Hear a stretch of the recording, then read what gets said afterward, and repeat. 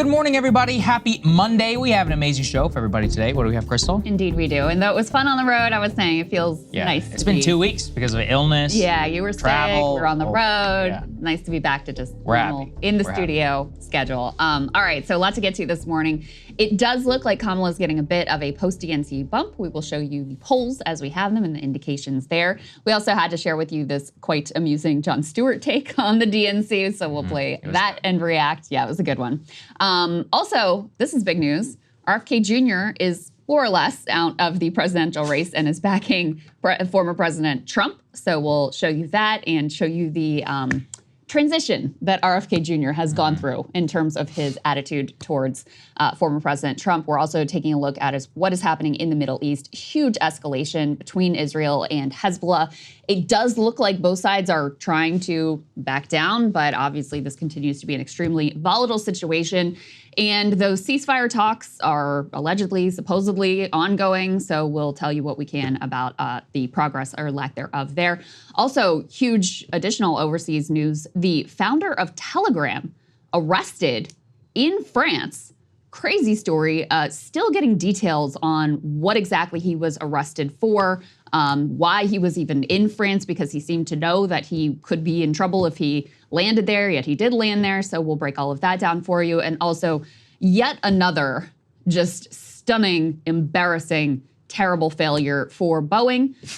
Their Starliner has been deemed officially unsafe by NASA. It will be returning to Earth uncrewed, leaving 2 American astronauts stranded at the International Space Station. They were originally supposed to be up for 8 days? Yes. And now they're going to be there for 9 months, 2/3 of a year. So it's a crazy situation and just yet another example of utter and complete Boeing company failure. Yeah, it's a Boeing story. It's a U.S. government story. It's in the billions of dollars we've thrown at this company, the amount that we're propping it up, the failure after failure after failure, and it just should show all of us this is just the tip of the iceberg. Space is where even a tiny little mistake, as everybody learned in Apollo 13, can lead to life-threatening circumstances. And now just imagine how many of these problems are in the passenger jets that we all have to fly, in the military equipment that our service members rely on. So there's a lot to be said about this with this company and its ties to the U.S. government and inefficiencies and more. So I'm excited to talk about that. Indeed. Thank you to everybody who subscribed. Yes. We had our 1-month free trial, so we appreciate all of those people who did take advantage. If you missed it, it's okay.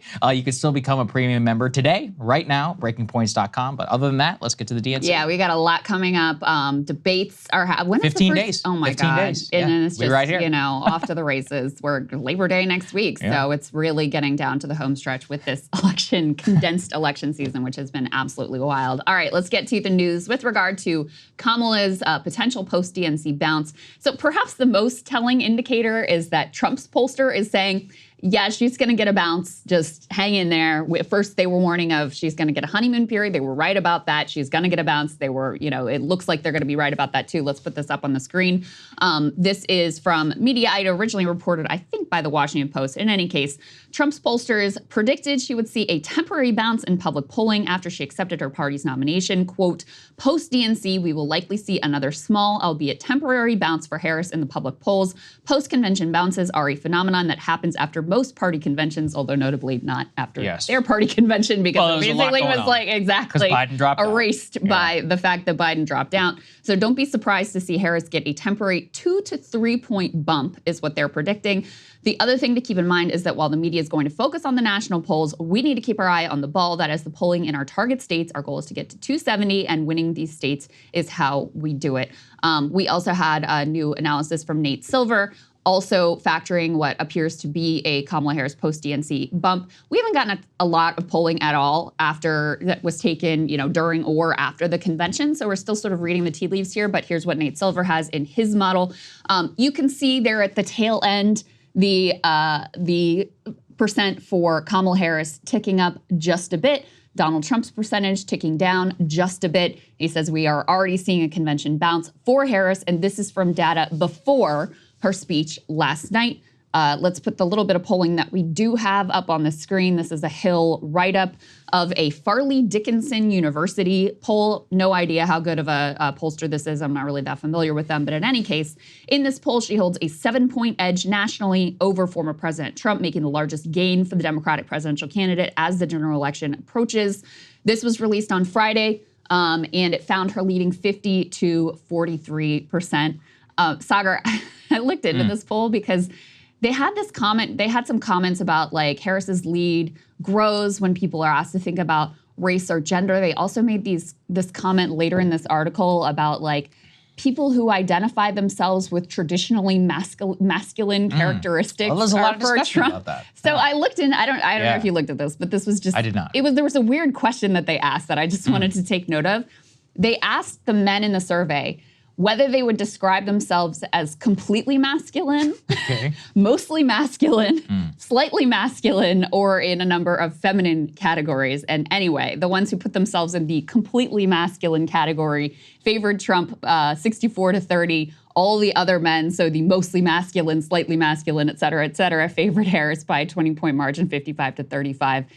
Among the women, they asked a similar, like, you know, completely feminine, mostly feminine, et cetera. There wasn't much of a breakdown there. But anyway, it's a weird question. I don't know how, whatever. It's a strange one. There is actually a lot going on in that answer. Right? Yeah, there is a lot. Maybe we'll talk about it tomorrow, because there's a whole Dana Bash clip about this, about masculinity and Trump and Well, I do Kamala. think one of the key, like, the 2016 election coming off of Obama, and as Democrats were moving into this very, like, you know, woke language phase, there was more of a sort of racial focus.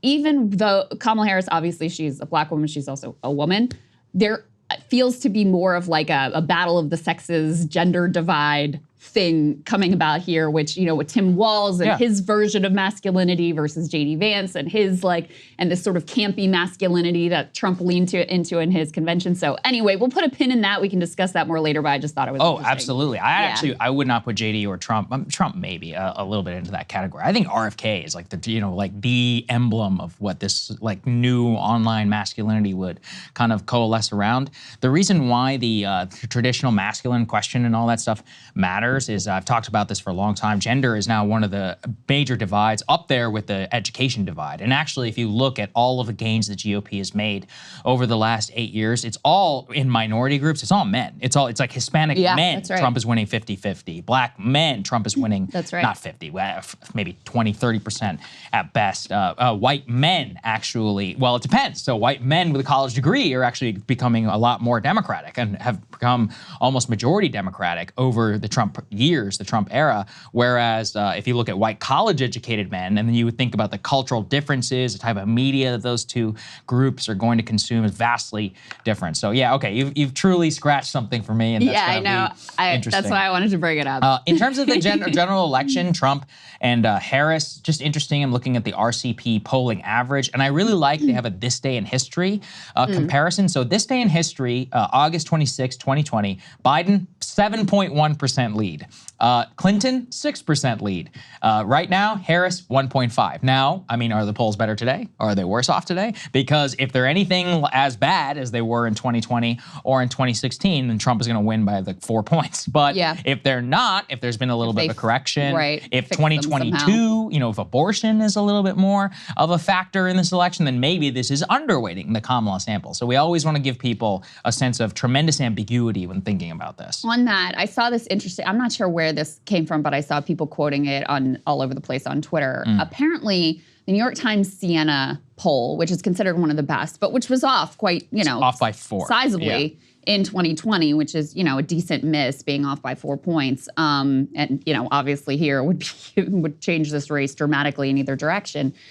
So at the time in 2020, they would call people and they would get a number of respondents who were Trump supporters who would just say something like, F you, I'm voting for Trump, and hang up the phone. Yeah. And they wouldn't count those because they were incomplete. They were partial responses. So they decided, like, well, those people are obviously voting for Trump, so we should mark them down. So this time they are including those types of responses. And apparently, if they had just added in those responses, that would have accounted for half of the miss of the poll last time. So I did think that was interesting in terms of. It's also funny to me that no one mentioned that last time, because remember there was a whole conversation about like, why were the polls off? And there were all these different theories floated. How come no one brought this up at the time? But anyway.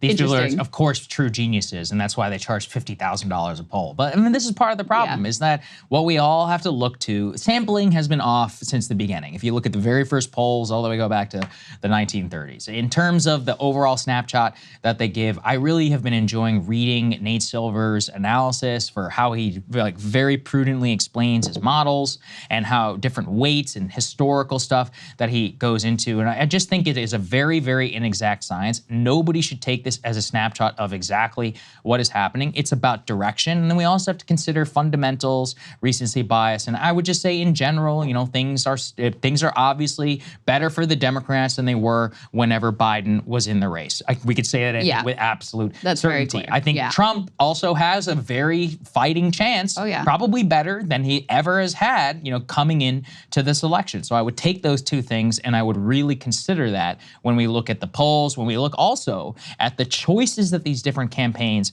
are making and the analysis that they are internally. We know that so much of Hillary's hubris for why she lost was based on false polling. We know that a lot of Biden's inactivity back in 2020 was both born out of necessity because of their Biden basement strategy, but also again, out of an inflated false sense of hubris. Whereas this time around, the Republicans are really scrambling because I think they understand that they went from almost a 70, 80, 90% chance of winning the election right back down to 50, and now they have to throw everything at the wall. Trump is uncomfortable. They're making different moves. Tomorrow we're going to talk about abortion and about how the GOP is really changing radically, like, you know, at least publicly on their messaging around it, and what that is going to try and look at in terms of what their internal polls are. But overall, everything I hear from the DNC, Democratic insiders were telling Politico and others, they're like, hey, our polls are actually tighter than the national ones. Republicans are like, our polls are tighter than the national ones. So in general, I look at the choices those campaigns are making, and we see a toss-up in the making. There's a Democratic pollster that said, you know, they've been doing a lot of surveys over the past number of days, and they're comparing it to 2020, and they said, according to their polls, Kamala Harris is doing 1 point better than Joe Biden was in their polls at this time last time around. However, again, that's, you know, you change a point in either direction and it totally switched. I mean, think about how close it was in Georgia, in Arizona, in Michigan, like in so many of these key states last time. And so even if the pollsters are pretty close to right, if they're a point off, then you could end up with a completely different result. So, you know, listen, it's a closely divided country. This is as cliche as it gets at this point. It's going to be extraordinarily close, and these little movements in either direction can make or break.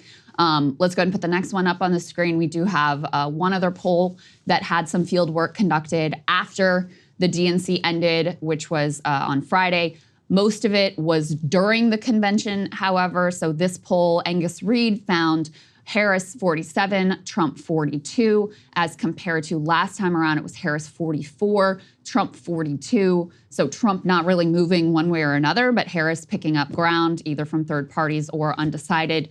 And, you know, that's another thing that we've talked some about here is it does seem like it's hard for Trump to get higher than like 43%.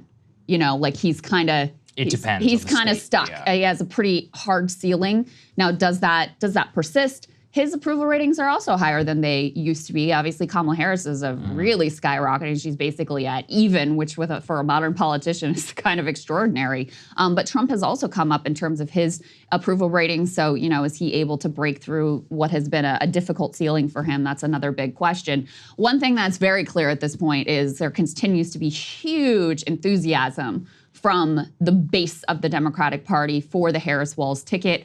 The fundraising, the amount of money that they're raising is astonishing. Put this up on the screen. They celebrated that they had record fundraising. They've got huge volunteering momentum. They're going into Georgia for a bus tour.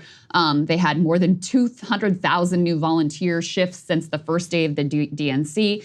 They've raised more than $540 million in basically a month. In a month. They raised $500 million. Crazy. Put the next one up on the screen. This also has some more details here about the fundraising in particular. They raised $82 million during the convention week alone. A third of those donations, just from last week, were first-time contributors. And as I mentioned before, volunteers signing up for nearly 200,000 shifts since Monday. A lot of these donors were not Biden donors, either this cycle or last cycle, so bringing in a lot of new first-time donors.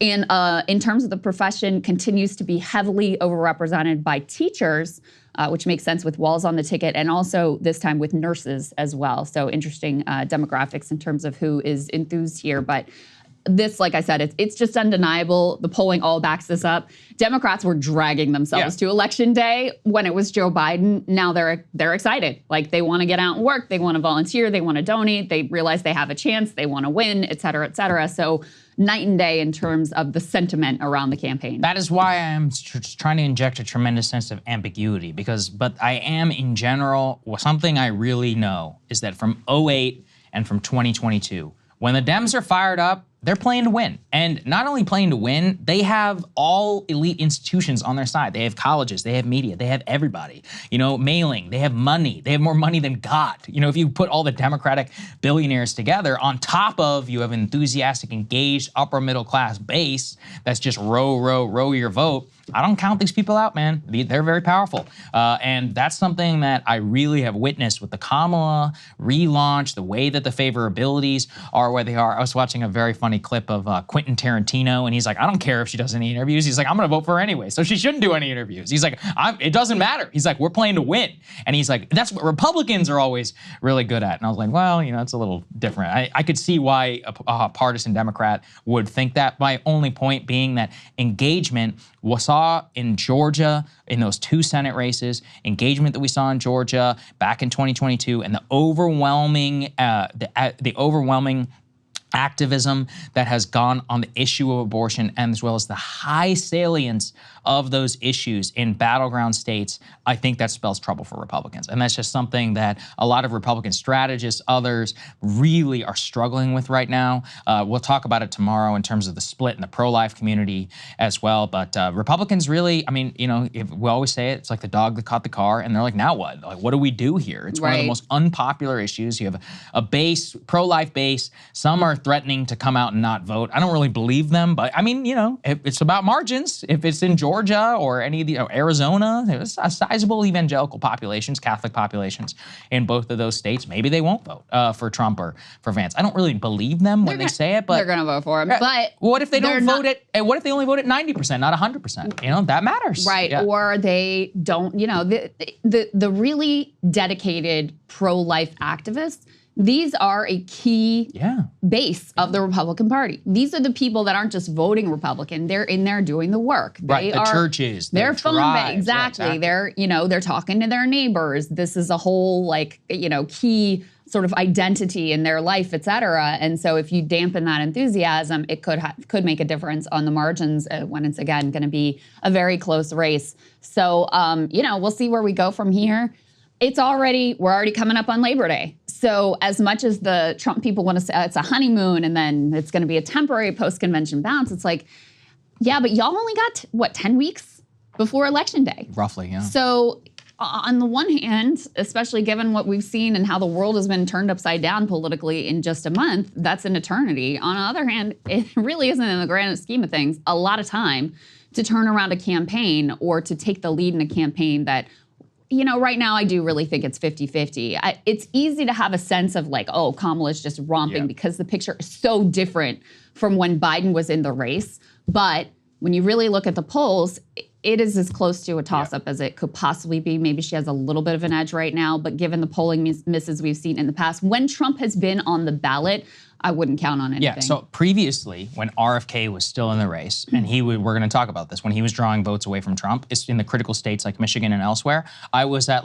52, 48. Yeah. Now I'm straight back. With RFK gone, I think Trump is, I'm not saying he's cruising, but he's got just as good of a shot right now as Kamala Harris. That's just a lesson that all of us who have engaged with Trump on the ballot cannot underestimate his strength. The only difference is that this time around, I'm also not underestimating the Democrats, given the recent showing that they made in 2022. Where previously in 2020, I remember we used to talk about this. I'd be like, any poll which had Trump down by 6, I'd be like, you need to add 5. You know, I'd always give the Republicans a +5.